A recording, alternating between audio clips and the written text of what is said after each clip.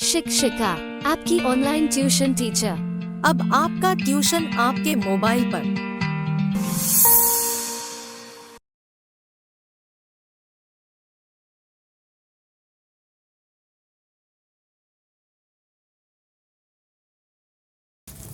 Hello बच्चों, आज हम लोग पढ़ेंगे कक्षा 5 का विषय पर्यावरण अध्ययन पार्ट 3। पार्ट 2 तक हम लोग अपने पिछले वीडियो में पढ़ चुके हैं। आज हम लोग पढ़ेंगे पार्ट 3, चखने से पचने तक। ठीक है, चखने से पचने तक। फिर यहाँ इससे पाठ के नाम से क्या मतलब निकलता है कि हम कोई चीज़ टेस्ट करते हैं, मतलब चखते हैं और उसके बाद खाते हैं। खाने के बाद फिर वो अंदर जाता है, पचता है। तो कैसे पचता है, ठीक है। यहाँ पे बोल रहा है स्वाद ही स्वाद। झुम्पा रसोई में गई और माँ से लिपट कर बोली, माँ मैं नहीं खाऊंगी कड़वे करेले। ठीक है ना, उसको करेले पसंद नहीं थे, कड़वे लगते थे। तो उसने कहा कि माँ मैं कड़वे करेले नहीं खाऊंगी, मुझे तो तुम गुड़ रोटी ही दे दो। ठीक है। माँ ने हंसते हुए कहा, कितना मीठा खाओगी, सुबह भी तो तुमने चीनी वाली रोटी खाई थी। तुम बोर नहीं होती एक ही तरह के स्वाद की चीज़ें खा खा कर। झूलन ने झुम्पा को चिढ़ाते हुए कहा। झुम्पा तपाक से बोली, तुम बोर होती हो क्या? इमली खा चाटते चाटते जरूर नाम सुनते ही तुम्हारे मुंह में पानी आ गया होगा। झूलन बोली, मैं मीठा खाती हूँ, नमकीन भी, और हाँ खट्टी इमली मुझे बहुत ही पसंद है, पर मैं करेला भी खा लेती हूँ। ठीक है। यह कहकर झूलन ने माँ की ओर देखा और दोनों जोर से हंस पड़ी। ठीक है। यहाँ पे झूलन झुम्पा से बोली, चलो एक खेल खेलते हैं। मैं तुम्हारे मुंह में खाने की चीज़ें रखूँगी और तुम्हें आंख बंद करके उन्हें पहचानना होगा। झूलन ने चंपा के मुंह में नींबू के रस की कुछ बूंदें डाली और झुम्पा को चखाई। ठीक है ना, चम्मच में जैसे ही उसने डाल करके और झुम्पा को चखाया तो खट्टा नींबू। झुम्पा झट से बोली। ठीक है ना, मतलब नींबू का जैसे ही बूंदे उसके मुंह में गई वैसे ही वो उसके टेस्ट से पहचान गई कि ये उसने क्या खिलाया है उसको, झुम्पा को नींबू। ठीक है ना, नींबू का रस है। फिर झूलन ने गुड़ की डली उठाई तो माँ धीरे से क्या बोलती है, पीस कर। ठीक है ना, क्यों पीस कर बोले? क्योंकि अगर वो गुड़ की डली ऐसे ही खिला देती तो वो तुरंत पहचान जाती कि गुड़ है ये तो, है ना। इसलिए उसने बोला कि पीस कर खिलाओ। झूलन ने थोड़ा सा गुड़ पीस कर झुम्पा को चखाया तो उसने पहचान लिया। इसी तरह झुम्पा ने और भी कई सारी चीज़ें पहचान ली खाने पर। तली हुई मछली को तो झुम्पा ने बिना देखे और बिना चखे ही पहचान लिया। ठीक है, कैसे पहचाना होगा ये सोचने वाली बात है ना। तली हुई मछली जो होती है उसकी, मछली की जो गंध होती है, जो महक होती है वो अलग होती है। ठीक है, उसकी महक मात्र से हम पहचान सकते हैं कि ये तली हुई मछली है। अब अब क्या बोलती? तब झूलन बोली तुरंत, जैसे उसने बिना चखे ही मछली पहचान ली वैसे ही झूलन क्या बोलती है उसको कि अब नाक बंद करके पहचानो, है ना। तुमने सूंघ कर पहचान लिया, अब तुम नाक बंद करके पहचानो। तो झुम्पा ने चखा तो वह सोच में पड़ गई। ठीक है, झुम्पा ने उस चीज़ को चखा, नाक भी बंद है, आँख भी बंद है, अब उसको नहीं पता कि क्या खिलाया जा रहा है। तो उसने कहा, वो थोड़ा सोच में पड़ गई कि क्या नई चीज़ खिलाई गई जिसमें कुछ कड़वा सा है, कुछ खट्टा सा, कुछ नमकीन सा, है ना। एक चम्मच और खिलाओ, वो बोली। ठीक है ना, उसने कहा एक चम्मच और खिलाओ तो शायद पहचान ले। झूलन ने चम्मच में करेले की सब्जी ली, झुम्पा की आंखों की पट्टी खोली और बोली, खाओ। ठीक है, और झुम्पा भी हंसते हुए बोली, लो खिलाओ, है ना। जैसे ही उसने हंसते हुए देखा बोली खिलाओ। तो उसने क्या खिलाया रहा होगा, सोचो ज़रा। उसने उसको करेले की सब्जी खिला दी थी जिसको वो नहीं पहचान पाई थी, और बाद में उसको उसी चीज़ का टेस्ट कैसा लगा, अच्छा लगा। फिर यहाँ पे आपका आता है चर्चा करो और लिखो। खट्टी इमली का नाम सुनते ही झूलन के मुंह में पानी आ गया। तुम्हारे मुंह में कब कब पानी आता है? अपनी पसंद की चीज़ों के नाम और उनके स्वाद लिखो। जिस तरीके से हम इमली का नाम सुनते हैं और जिनको इमली अच्छी लगती है वो लोग इमली का नाम सुनते ही उनके मुंह पर पानी आ जाता है। मुंह में पानी आना मतलब उसको बहुत ज़्यादा अच्छा लगता है तो उसका मन होने लगना कि उसको वो चीज़ खानी है। ठीक है, ठीक इसी तरीके से आप लोगों को भी कुछ चीज़ों की लिस्ट बनानी है, एक सारणी, एक तालिका बनानी है जिसमें आप उन चीज़ों के नाम लिखेंगे जो आपको बहुत ज़्यादा पसंद हैं। ठीक है, 5 चीज़ों के नाम लिखने हैं और ऐसी चीज़ों के ही नाम लिखने हैं जिनका नाम सुनते ही आपके मुंह में पानी आ जाता है। इसके बाद अगला प्रश्न पूछ रहा है, तुम्हें एक ही तरह का स्वाद पसंद है या अलग अलग, और अगर ऐसा कुछ है तो क्यों है। ठीक है, तो किसी को भी एक ही तरह का खाना रोज़ रोज़ पसंद नहीं आता, एक ही तरह का स्वाद डेली अच्छा नहीं लगता। ठीक है ना, तो अलग अलग तरह का खाना सबको पसंद आता है। क्यों? क्योंकि एक ही तरीके का खाना खाकर हम हमेशा बोर हो जाते हैं। ठीक है, फिर उसके बाद वो बोल रहा है, झूलन ने झुम्पा को नींबू के रस की कुछ बूंदें चखाई, क्या कुछ बूंदों से स्वाद का पता चल सकता है। तो हाँ, बिल्कुल सही बात है। ऐसी चीज़ें जो खट्टी हों उनका तो कुछ बूंदों से ही पता चल जाता है कि ये कैसा होगा, मतलब नींबू है कि संतरा है कि क्या है ना। ये खट्टी चीज़ों का हमको खाते ही पता चल जाता है, थोड़ा सा ही टेस्ट करा उतने में ही पता चल जाता है कि ये क्या है। ठीक है, अगर तुम्हारी जीभ पर सौंफ के दाने रखे तो क्या तुम बिना चबाए उसे पहचान पाओगे? कैसे? हाँ, बिल्कुल सही बात है, हम पहचान लेंगे। कैसे पहचान लेंगे? उसकी महक से पहचान लेंगे। ठीक है, उसे छू कर पहचान लेंगे कि ये क्या है। फिर वो बोल रहा है, खेल में झुम्पा ने मछली कैसे पहचान ली? वे कौन सी चीज़ें जो तुम बिना देखे और बिना चखे केवल सूंघ कर पहचान सकते हो? ठीक है, मछली की महक से उसने उसको पहचान लिया। ठीक है, झुम्पा ने मछली की महक से उसे पहचान लिया कि ये मछली है। ऐसी ही चीज़ है, तुम लोग भी ढूंढो जिसको तुम केवल सूंघ कर पहचान। तो अपने घर में आप लोग ऐसी चीज़ों को खोजें जिसको आप लोग सूंघ कर केवल पहचान सकते हैं। ठीक है, फिर अगला प्रश्न आता है, क्या तुम्हारे घर पर किसी ने तुम्हें नाक बंद करके दवाई पीने को कहा है? वे ऐसा क्यों कहते हैं? ठीक है, तो हाँ बिल्कुल, जब हमको कोई दवाई नहीं पसंद आती है, छोटे बच्चों को अपने घर में जिद करते हुए लोग देखते हैं ना, आप लोग भी देखते होंगे कि उन्हें दवाई नहीं पीना है, इस बात की जिद करते हैं, इस बात पर अड़कर वो रोते हैं, है ना। तो वो ऐसा क्यों करते हैं? क्योंकि उन्हें वो उस दवाई की महक, उस दवाई का टेस्ट अच्छा नहीं लगता है। ठीक है, और टेस्ट हमको कब पता चलता है? जब हमारी नाक में उसकी महक जाती है। यदि हमको महक चली गई तो हमको पहले ही उसका टेस्ट लगने लगता है कि ये गंदा होगा, है ना। तो जब महक ही नहीं जाएगी तो हमें टेस्ट का भी पता नहीं चलेगा। इसलिए कहा जाता है कि नाक बंद करके दवाई पियो। फिर यहाँ पे आँख बंद करके स्वाद पहचानो। यहाँ पे बताया जा रहा है आँख बंद करके स्वाद पहचानो। अलग अलग स्वाद की कुछ चीज़ें इकट्ठी करो और अपने साथी के साथ झूलन और झुम्पा की तरह खेल खेलो। ठीक है, आप अपने मित्रों के साथ उसी तरीके के खेल खेलिए जैसे झुम्पा और झूलन ने एक दूसरे के साथ खेला। ठीक है, आँखें बंद करवाइए, उनको कुछ चीज़ें चखवाइए, फिर पता कीजिए कि उन लोगों को कैसा स्वाद लगा, क्या चीज़ थी वो खाने की। आपके दोस्त पहचान पाते हैं या नहीं पहचान पाते हैं।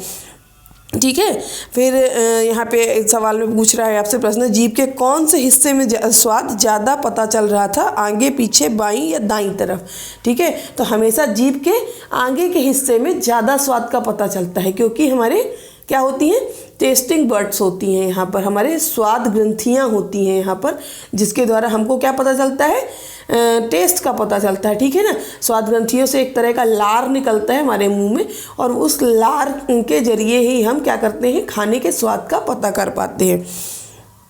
तुम्हें जीभ के कौन से हिस्से में कौन सा स्वाद पता चला? अपने अनुभव के आधार पर चित्र में लिखो। तो यहाँ पे बोल रहा है कि आप अपने घर में कुछ खाइए और आप अपने जीभ पर अलग अलग जगहों पर रख कर देखिए कि आपको किस जगह पर स्वाद का अनुभव जल्दी होता है। ठीक है ना, स्वाद का अनुभव हो रहा है, उस जगह का नाम वहाँ चित्र पर आपको लिखना है।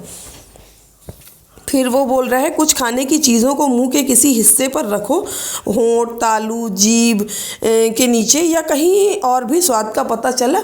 ठीक है, तो वो ऐसा क्यों बोल रहा है? क्योंकि ताकि आपको ये पता चल सके कि क्या जीभ के अलावा मुंह के किसी और हिस्से में भी आपको स्वाद का पता चलता है। तो नहीं, बिल्कुल पता नहीं चलता। हमें सिर्फ जीभ पर रखने पर ही स्वाद का पता चलता है। और वो भी क्यों पता चलता है? क्योंकि जीभ में हमारी स्वाद ग्रंथियाँ होती हैं। ठीक है, छोटे छोटे दाने जैसे उभार निकले हुए होते हैं। कभी आप लोग जब लेंस के जरिए इसको देखेंगे शीशे में तो आपको दिखेगा कि छोटे छोटे उभार निकले हुए होते हैं, यही हमारी स्वाद ग्रंथियाँ कहलाती हैं। ठीक है, इन्हीं से एक तरह का लार जिसे हम सलाइवा कहते हैं वो निकलता है।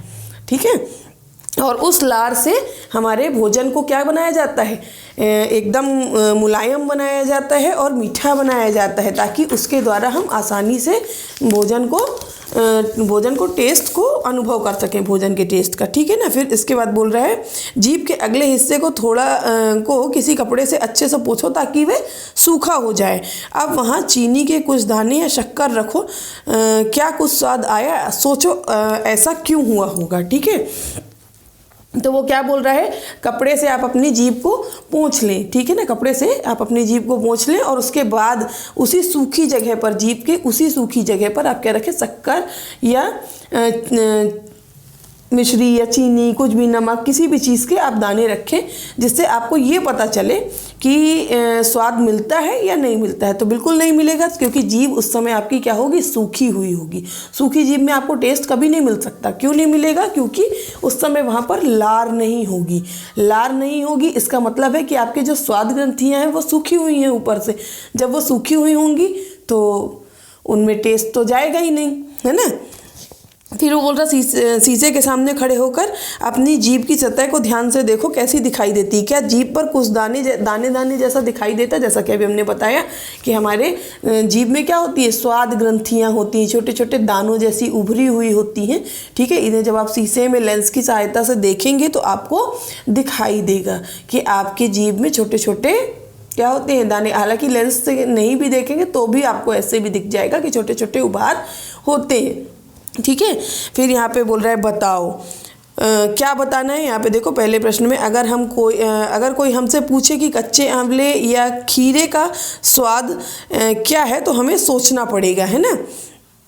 क्यों सोचना पड़ेगा, क्योंकि हमको उसके लिए उसको चखना पड़ेगा। चखेंगे तब हम बता पाएंगे। आंवले का टेस्ट जैसे होता है तो कुछ खट्टा, कुछ हल्का मीठा, कुछ कड़वा, कुछ थोड़ा कसकसाहट सा वाला होता है ना। तो ऐसे टेस्टों को हमको सोचना पड़ता है कि इस टेस्ट को हम कहेंगे क्या। ठीक है। फिर यहाँ पे बोल रहा है तुम खाने की चीज़ों जैसे टमाटर, प्याज, सौंफ, लौंग आदि का क्या स्वाद बताओगे। तो इन चीज़ों का आप लोग टेस्ट करिए, चखिए और उसके बाद फिर उसका स्वाद देखिए कि क्या क्या स्वाद आता है। स्वाद बताने के लिए कुछ शब्द ढूंढो और खुद से सोचकर बनाओ। फिर अगला आता है कुछ चीज़ें चखने के बाद झुम्पा बोली सी सी सी। ठीक है ना। सोचो उसने क्या खाया होगा। तो आप सी की आवाज़ कब निकालते हैं, जब आपको कोई तीखी चीज़ खिला दी जाती है ना। मिर्च खिला दी जाए या कोई भी तीखी चीज़ खिला दी जाए जिसमें बहुत ज़्यादा मिर्ची हो, तो आपके मुंह से अपने आप सी सी की आवाज़ निकलने लगती है। ठीक है ना। तो निश्चित रूप से झुम्पा ने क्या खाया होगा, मिर्च खा ली होगी। फिर वो बोल रहे हैं कि तुम भी इस तरह कुछ खाने के स्वादों की आवाज़ें निकालो। मतलब कुछ ऐसी चीज़ें खाओ जिसको खाने के बाद अपने आप आपके मुंह से आवाज़ें किसी न किसी तरह की निकलें। तो वो आप खाइए और उसके बाद आप उसमें देखिए कि किन किन चीज़ों में आपके मुंह से आवाज़ निकलती है। फिर अपने साथी से कहो कि वह तुम्हारे हाव भाव देखकर अनुमान लगाए कि तुमने क्या खाया होगा, है ना। मतलब साथी को ये नहीं बताना है कि आप क्या खा रहे हो, बस अब वो सिर्फ आपके चेहरे को देखे और आपके हाव भाव देख करके जाने कि आपने क्या खाया होगा।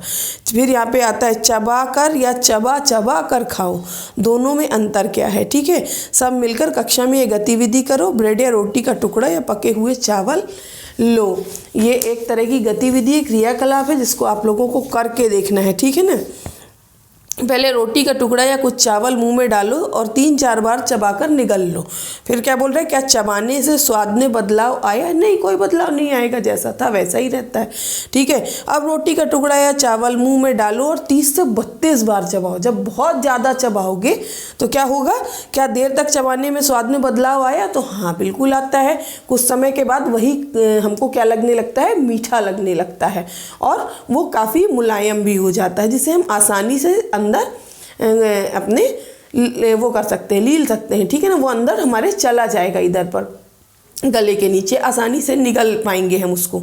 ठीक है। आसानी से निगल लेंगे और निगलने में हमें कोई दिक्कत नहीं होगी। वो चिकना हो जाएगा, मीठा हो जाएगा और हमें उसका स्वाद पता चलेगा। ठीक है। इसका मतलब क्या होता है कि कम चबाने से स्वाद जो है, स्वाद में किसी भी तरीके का कोई परिवर्तन नहीं होता है, लेकिन चबा कर खाने से क्या होता है, वो भोजन हमारे लिए मीठा और स्वादिष्ट हो जाता है, साथ में लसलसा हो जाता है। लार में वो इतना ज़्यादा मिल चुका होता है हमारे मुंह में कि वो एकदम चिकना हो जाता है, और उसके बाद उसको पचाने में भी हमारे अंदर के जो भी पार्ट्स होते हैं, जो भी अंदर के ऑर्गन्स होते हैं, उनको ज़्यादा दिक्कत नहीं होती है, ठीक है ना। अंदर के जो अंग होते हैं जो खाना पचाने का काम करते हैं ना, उनमें भोजन जितना ज़्यादा सरल अवस्था में पहुंचता है उतना आसानी से भोजन हमारा पचता है, ठीक है।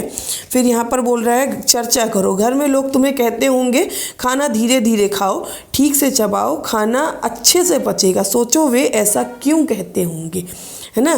तो हाँ, सही बात है, हमारे घर के बड़े बूढ़े ऐसा कहते हैं, ठीक है ना। जब तुम कोई सख्त चीज़ जैसे अमरूद खाते हो, उसे मुंह में डालने से लेकर निगलने तक कौन से बदलाव आते हैं और कैसे। सोचो हमारे मुंह में लार क्या काम करती होगी, है ना। तो अमरूद हम खाते हैं तो उस समय हमको क्या लगती है, वो थोड़ी कड़ी लगती है, थोड़ी सी कड़वी लगती है, ठीक है ना। लेकिन उसको जब हम चबाते जाते हैं तो थोड़ी देर बाद वो क्या होती है, हमें मीठी लगने लगती है और बहुत मुलायम भी लगने लगती है। चबाने में आसानी हो जाती है, हमें निगलने में आसानी हो जाती है फिर उसको, ठीक है। और हमारे मुँह में लार क्या काम करती है, कड़े भोजन को मुलायम बनाने में मदद करती है, और साथ ही साथ हमारे भोजन को वो चिकना और स्वादिष्ट भी बनाती है, ठीक है। इसके बाद अब हम लोग आते हैं अपने अगले टॉपिक पे, दिल की बात। तुम्हें क्या लगता है शरीर में खाना कहाँ कहाँ जाता होगा। दिए गए चित्र में खाना जाने का रास्ता अपने मन से बनाओ। अपने साथी का भी चित्र देखो, क्या तुम्हारा चित्र और साथी का चित्र एक जैसा है या अलग। तो दोनों का ही चित्र एक जैसा होगा, क्योंकि खाना सभी के शरीर में अंदर एक ही स्थिति में जाता है, ठीक है ना, एक ही जैसे जाता है। किसी की में भी विधि अलग अलग नहीं होती कि उसके बॉडी में खाना अलग जाएगा, हमारी बॉडी में अलग तरीके से जाएगा, है ना। सबके शरीर के अंदर खाना एक ही तरीके से जाता है, ठीक है। फिर वो बोल रहा है चर्चा करो। क्या तुमने किसी को कहते सुना है कि मेरे पेट में चूहे कूद रहे हैं। तुम्हें क्या लगता है भूख लगने पर सचमुच पेट में चूहे कूदते होंगे। नहीं, बिल्कुल ऐसा नहीं है। पेट में चूहे कूदना ये एक तरह का मुहावरा है, ठीक है ना। ये सिर्फ एक मुहावरा है। और ये मुहावरा क्यों बना है, क्योंकि जब हमें भूख लगती, बहुत तेज़ भूख लगती, तो हमारे पेट में कुछ हलचल होती है, ठीक है ना, कुछ खलबली सी मचती है। उसकी वजह से हम ऐसा बोलते हैं कि हमारे पेट में चूहे कूद रहे हैं, ठीक है। असल में पेट में चूहे कूदने का मतलब क्या होता है, बहुत ज़ोरों की भूख लगना, ठीक है ना। मतलब जब बहुत ज़ोरों की भूख लग जाती है तो हमको क्या होता है, अंदर हलचल मचने लगती है, ठीक है। तुम्हें कैसे पता चलता है कि तुम्हें भूख लग रही है। तो जब हमारे पेट में बहुत ज़्यादा हलचल मचने लगती है तो हमको क्या लगने लगता है कि हमें भूख लग रही है। फिर बोल रहा है सोचो अगर तुम 2 दिन तक कुछ भी ना खाओ तो क्या होगा। हम 2 दिन तक यदि कुछ नहीं खाएंगे तो हम क्या हो जाएंगे, हमें अंदर से कमज़ोरी महसूस होने लगेगी, ठीक है ना। हम अपने आप को बहुत थका हुआ सा महसूस करेंगे, बहुत कमज़ोर महसूस करने लगेंगे। क्या तुम 2 दिन तक बिना पानी के रह सकते हो। सोचो जो पानी हम पीते हैं वह कहाँ जाता होगा, ठीक है। तो हम पानी के बिना नहीं रह सकते, हम एक दिन भी पानी के बिना नहीं रह सकते हैं। और जो पानी हम पीते हैं वो पसीने और मूत्र के द्वारा हमारे शरीर से बाहर हो जाता है, और ये अपने साथ साथ हमारे शरीर के अंदर के जो अपशिष्ट पदार्थ होते हैं, मतलब जो हमारे शरीर को नुकसान पहुंचा सकते हैं, वो उनको भी बाहर कर देता है। फिर यहाँ पे आए, नीतू को चढ़ाया ग्लूकोज। नीतू को पूरा दिन लगातार उल्टी होती रही, साथ में दस्त भी लग रहे थे। उफ, कुछ भी खाओ या पियो तो उल्टी। उसके पिताजी ने उसे पानी में नमक और चीनी घोलकर पीने के लिए कहा, ठीक है ना, पीने के लिए दिया। शाम को डॉक्टर के पास जाने के लिए जैसे ही बिस्तर से उठी तो चक्कर खाकर गिर पड़ी। वे उसे गोद में उठाकर डॉक्टर के पास ले गए। डॉक्टर ने नीतू को अस्पताल में भर्ती होने को कहा ग्लूकोज चढ़ाने के लिए। सुनकर नीतू सोच में पड़ गई। स्कूल में खेल के समय तो टीचर ने कई बार ग्लूकोज पीने के लिए दिया, ठीक है ना, पर अब ग्लूकोज चढ़ाना क्यों है। डॉक्टर आंटी ने उसे कहा, खाना और पानी शरीर में ना रुकने की वजह से शरीर में कमजोरी आ गई। तुम्हारा पेट खराब है, ग्लूकोज चढ़ाने से बिना खाए पिए तुम्हें जल्दी ताकत मिल जाएगी और हिम्मत भी, ठीक है ना। हमारी बॉडी में हमारे पूरे शरीर में पानी की मात्रा ही सबसे ज़्यादा होती है, ठीक है। और उसी की वजह से हमारे शरीर में क्या होता है, सभी तरीके की क्रियाएं आसानी से हो पाती हैं, ठीक है। अब यदि पानी ही नहीं होगा, कहते हैं ना जल ही जीवन है, अगर पानी ही नहीं होगा तो हमारा शरीर अपने आप कमज़ोर हो जाएगा, हमें चक्कर आने लगेगा, उल्टियाँ होने लगेंगी, मतलब सब कुछ सारी तरह की समस्याएं खड़ी हो जाएंगी। तो ये हमको ऐसा क्यों होता है, कभी कभी ऐसा होता है कि खाना ढंग से पच नहीं पाया हमारा, ठीक है ना, खाना हमारा ढंग से नहीं पच पाया, या और कब नहीं पचता है खाना, या तो हम बहुत ज़्यादा खा लेते हैं, या हम असमय खाते हैं, या हम बहुत कम खाना खाते हैं, तो भी हमारे साथ ऐसी स्थितियाँ बन जाती हैं, ठीक है ना। फिर वो बोल रहा है कि तुम्हें याद होगा कि तुमने चौथी कक्षा में नमक और चीनी का घोल बनाया था। नीतू के पिताजी ने भी उसे यह घोल दिया। सोचो उल्टी दस्त होने पर यह घोल क्यों देते होंगे। ऐसा घोल इसलिए दिया जाता है क्योंकि जब हमें उल्टी या दस्त होती है तो हमारे शरीर से पानी के साथ साथ नमक और शक्कर दोनों की मात्रा भी कम हो जाती है, जो कि पानी में घुली हुई होती है। हमारी बॉडी के अंदर वो उस पानी में घुलती रहती है और वो भी हमारे शरीर से उल्टी और दस्त के साथ बाहर हो जाती है, ठीक है। तो इसकी वजह से फिर हमें बहुत ज़्यादा क्या होने लगती है, कमज़ोरी महसूस होने लग जाती है, ठीक है। और ये कमज़ोरी महसूस ना हो, ये जल्दी से जल्दी दूर हो जाए, इसलिए हमें पानी में नमक और चीनी का घोल बनाकर दिया जाता है। जो ORS का घोल आता है ना, वो भी कुछ इसी तरीके का घोल होता है, ठीक है ना। फिर ये यहाँ पर बताया जा रहा है, क्या तुमने कभी ग्लूकोज शब्द सुना है या लिखा हुआ देखा है, अगर हाँ तो कहाँ, ठीक है। तो हाँ बिल्कुल सुना है ग्लूकोज शब्द। जब आप खेलते हो, स्कूलों में खेल खेल रहे होते हो तो आपके टीचर आपको बार बार ग्लूकोज देते हैं, ग्लूकोज पीने के लिए बोलते हैं, ठीक है। घर में भी ग्लूकोज वगैरह आता है तो आप उसको देखते हो, खाते भी हो, घोल कर भी पीते हो। आप विज्ञापन में भी, टीवी के विज्ञापन वगैरह आते हैं तो उसमें भी आप लोग देखते हैं कि ग्लूकोज का ऐड चल रहा होता है कभी कभी, है ना।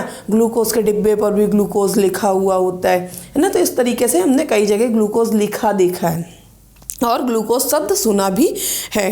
फिर वो बोल रहा है, क्या तुमने कभी ग्लूकोज चखा है, उसका स्वाद कैसा होता है, अपने साथियों को बताओ। तो हाँ बिल्कुल ग्लूकोज चखे हैं और कैसा स्वाद होता है वो आपको अपने साथियों को बताना है, ठीक है। फिर इसके बाद, क्या तुम्हें या तुम्हारे घर में कभी किसी को ग्लूकोज चढ़ाया गया है, कब और क्यों, इसकी भी चर्चा आपको अपने साथियों से करनी है। अगर आपने कभी देखा है कि आपके घर में कभी किसी को ग्लूकोज चढ़ा है तो आपको इसके बारे में अपने साथियों से चर्चा करनी है। कब चढ़ा था, कैसे चढ़ा था, किस समस्या के कारण चढ़ा था, इन सभी विषयों पर आपको बात करनी। नीतू की टीचर उसे हॉकी खेलते समय बीच बीच में ग्लूकोज पीने के लिए कहती। सोचो वह खेल के मैदान के दौरान ग्लूकोज क्यों पीती होगी, है ना। तो क्यों पीती है, खेलते हुए क्या होता है, हमारे शरीर से बहुत ज़्यादा पसीना बाहर निकलता है।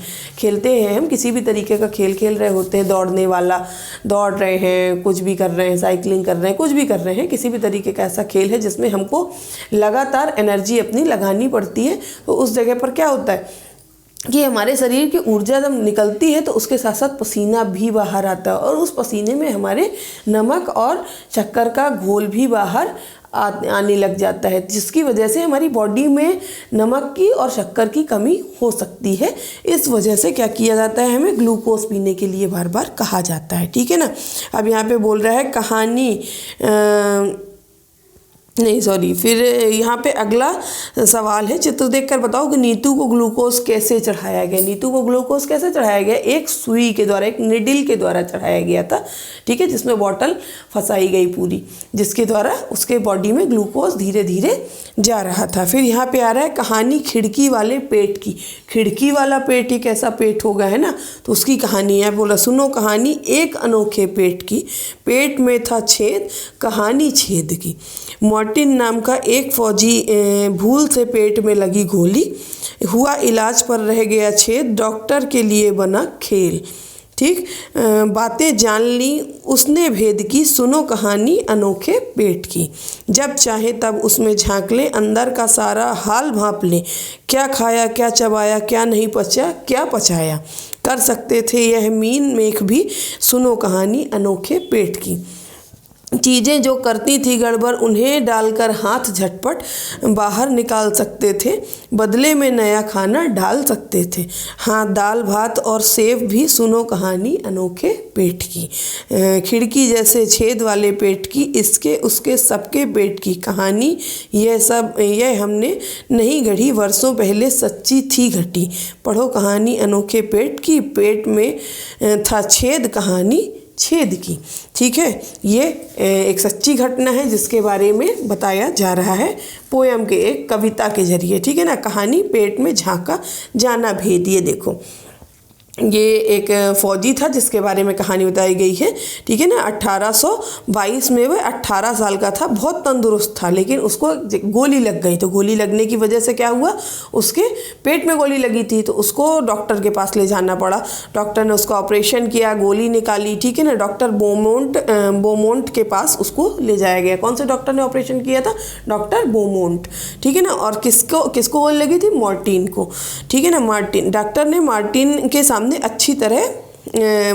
की अच्छी तरह से मरहम पट्टी की। मतलब गोली निकालने के बाद उन्होंने अच्छी तरह से पेट में मरहम पट्टी कर दी। उसका जख्म भी धीरे धीरे ठीक हो गया, लेकिन समस्या यहाँ खड़ी हो गई कि उसके पेट का जो छेद था वो नहीं भरा।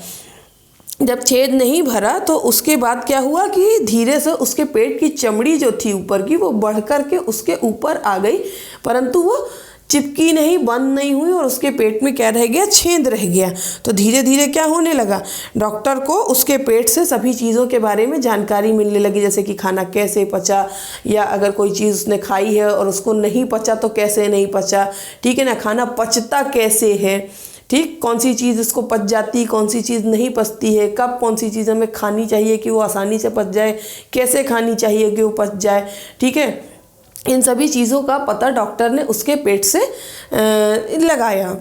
जब भी उन्हें मतलब ऐसा कुछ जानकारी लेनी होती थी तो वो उसको बुलाता था और उसके पेट में कई तरह के एक्सपेरिमेंट्स वो करता रहता था। ठीक है, कई तरह की खोजें करता रहता था। तो एक बार तो उसने ऐसा भी देखा कि उसके मन में सवाल है कि आखिर पेट के अंदर खाना पचता कैसे होगा, है ना। कौन सा ऐसा एसिड है जो हम लोग कहते हैं ना कि एसिडिटी हो गई, एसिडिटी होती है तो गैस बनने लगती है हमारे पेट में, या उसी के कारण हमको उल्टियाँ होने लग जाती हैं ना। तो ये सब कैसे होता है, उसको पता लगाना था। भाई खाना नहीं पचता तो एसिडिटी हो जाती है, तो वो एसिड कौन सा है जो खाना पचाता है। तो वो ये जानने के लिए क्या करता है, उसके पेट से थोड़ा सा पाचक रस निकाल लेता है। ठीक है ना, थोड़ा सा पाचक रस जो उसने निकालता है, उसके बाद वो उसमें कुछ खाने की चीज़ें क्या करता है, डाल देता है, छोटे छोटे टुकड़े करके उसमें डाल देता है, और कुछ घंटों के बाद वो उसे देखता है।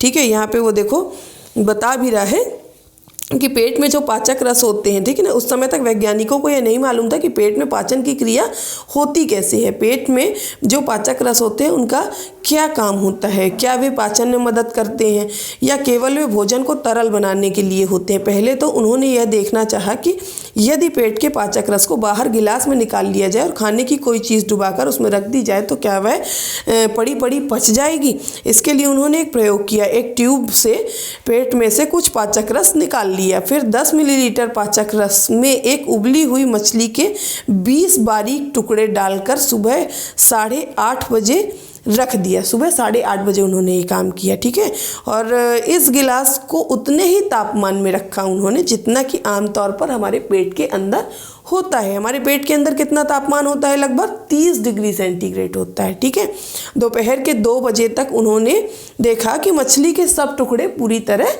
घुल चुके थे।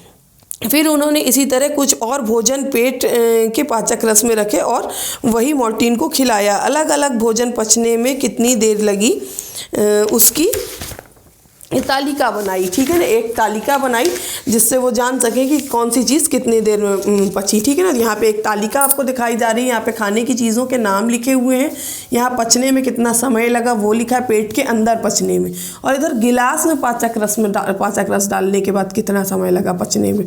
ठीक है, ये आप लोग पढ़ें और उसको देखें। फिर वो बोलता है कि कहो अब क्या सोचते हो, है कुछ फ़ायदा इस पेट का। ठीक है ना, डॉक्टर बोमोंट ने मार्टिन के खिड़की वाले पेट के सहारे पाचन के कई रहस्य खोले। उन्होंने तालिका से देखा कि पेट में खाना जल्दी पचता है। क्या यह तुम भी देख के देख पाए?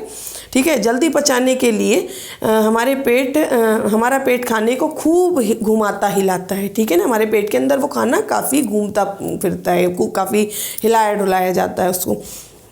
फिर वे यह भी देख पाए जब मार्टिन दुखी या परेशान होता तो उसका खाना ठीक से नहीं पचता था।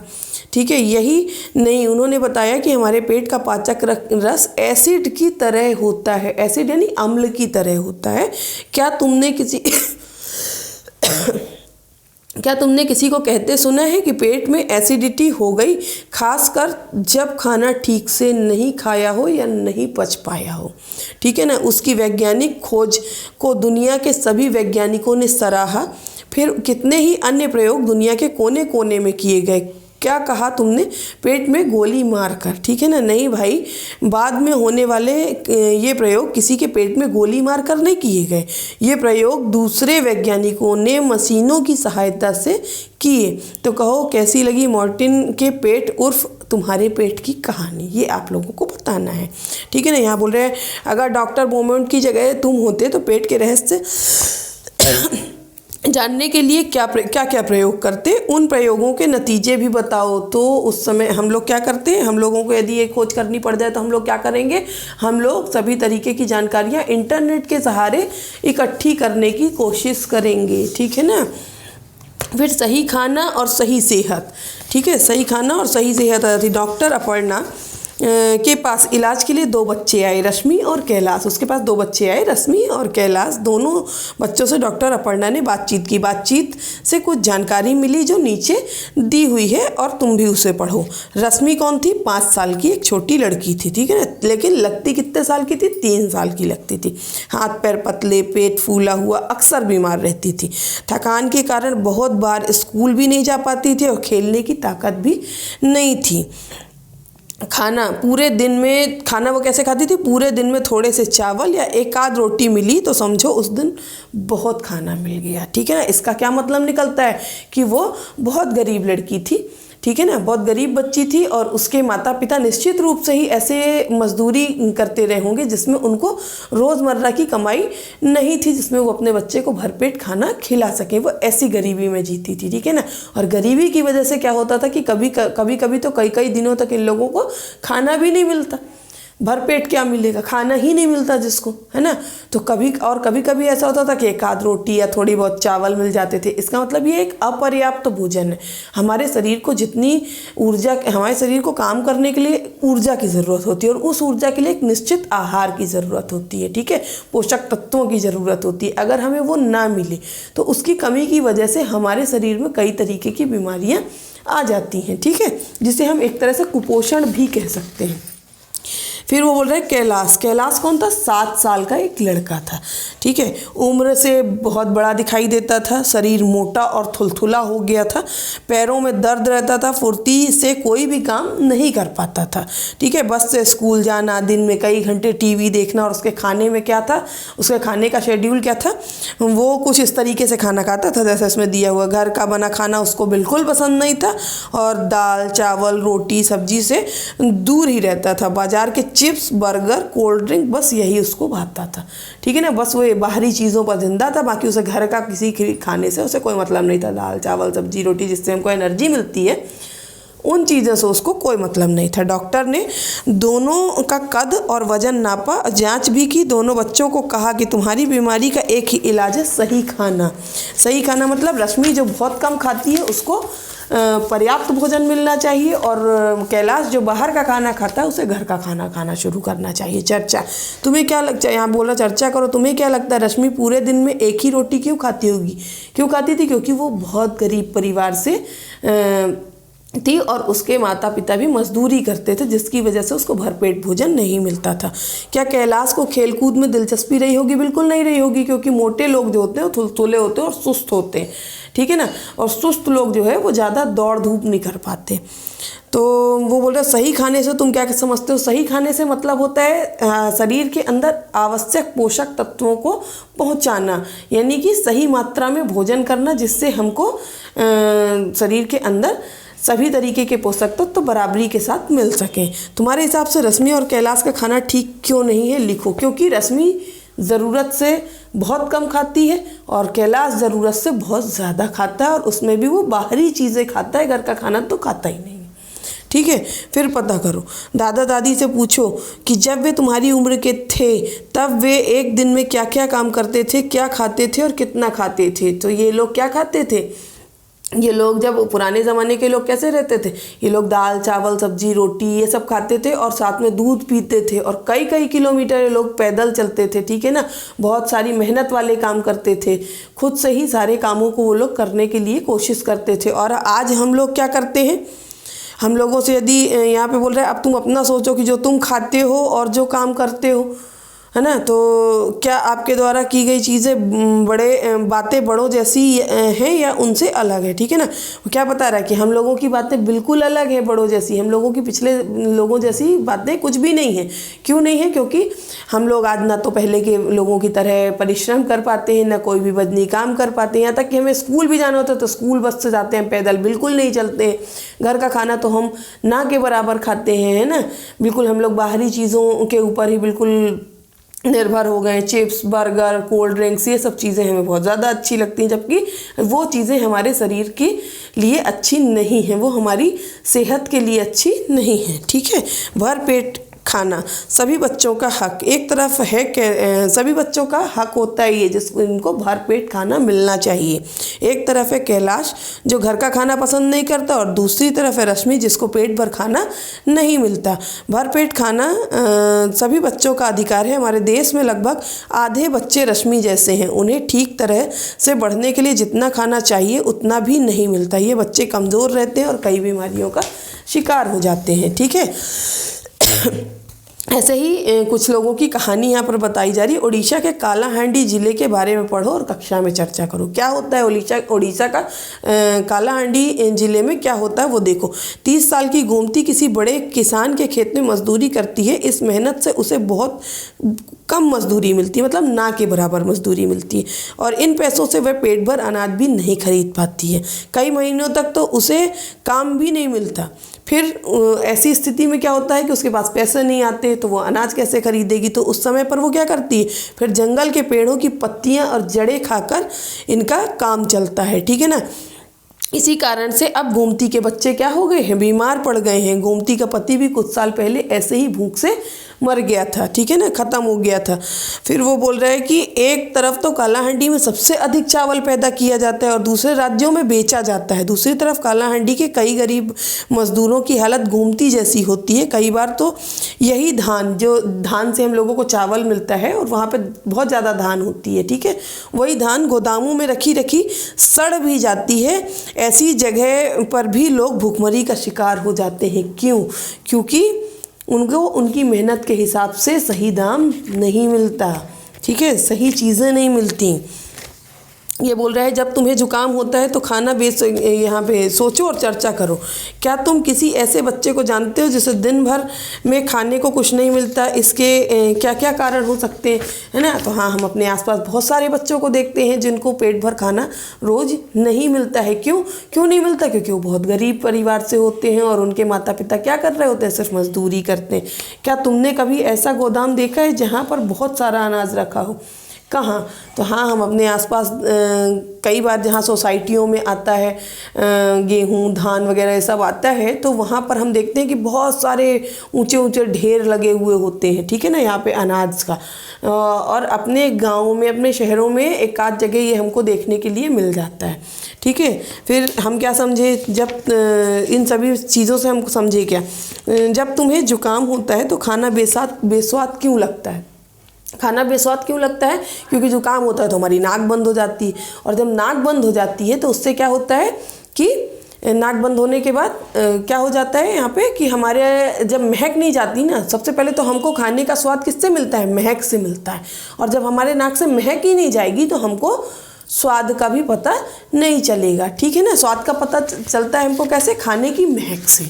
ठीक है, फिर अगर ऐसा कहा जाए कि हमारा मुंह ही पचाना शुरू कर देता है तो तुम कैसे समझाओगे? हाँ बिल्कुल, हमारा मुंह पचाना शुरू कर देता है। क्यों?